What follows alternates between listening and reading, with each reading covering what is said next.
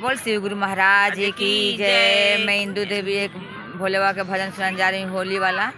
अगर अच्छा लगे तो लाइक और सब्सक्राइब करना और कमेंट बॉक्स में लिखना कि मेरा भजन कैसा लगा और ज़्यादा से ज़्यादा अपना प्यार दुलार देना और अपना सपोर्ट करना। भोला जले कैलाश अब कैसे रहबुए गौरा। भोला जले कैलाश अब कैसे रहबुए गौरा। भोला जले कैलाश भोला जले कैलाश अब कैसे रहबुए गौरा। भोला जले कैलाश अब कैसे रहबुए गौरा।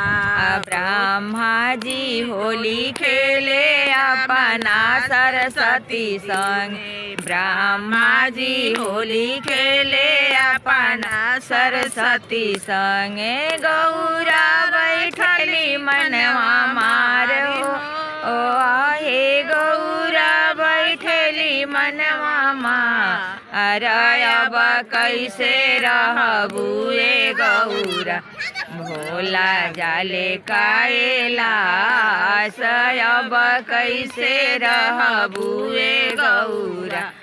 भोला जले कैलाश अब कैसे रहबुए गौरा।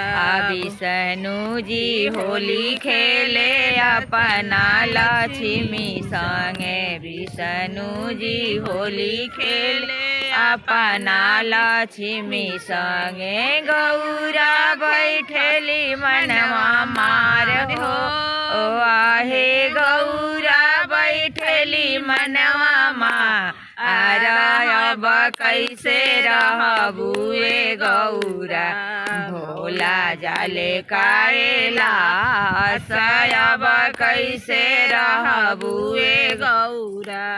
भोला जले कैलाश अब कैसे रहबुए गौरा। राम जी होली खेले अपना सीता के संग। राम जी होली खेले अपना सीता के संग।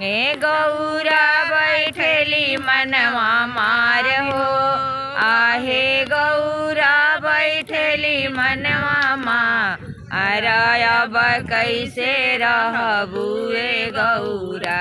भोला जले कैलाश अब कैसे रहबुए गौरा।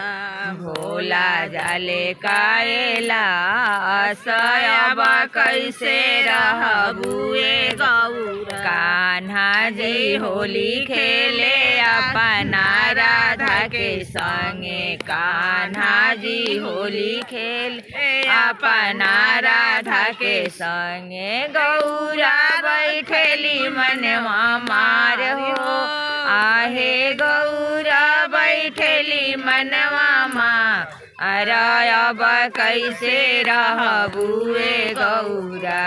भोला जले कैलाश अब कैसे रहबुए गौरा। भोला जले कैलाश अब कैसे रहबुए गौरा। भोला जले कैलाश भोला जले कैलाश अब कैसे रहबुए गौरा। भोला जले कैलाश अब कैसे रहबुए गौरा। भोला जले कैलाश अब कैसे रहबुए गौरा। बोल शिव गुरु महाराज की जय।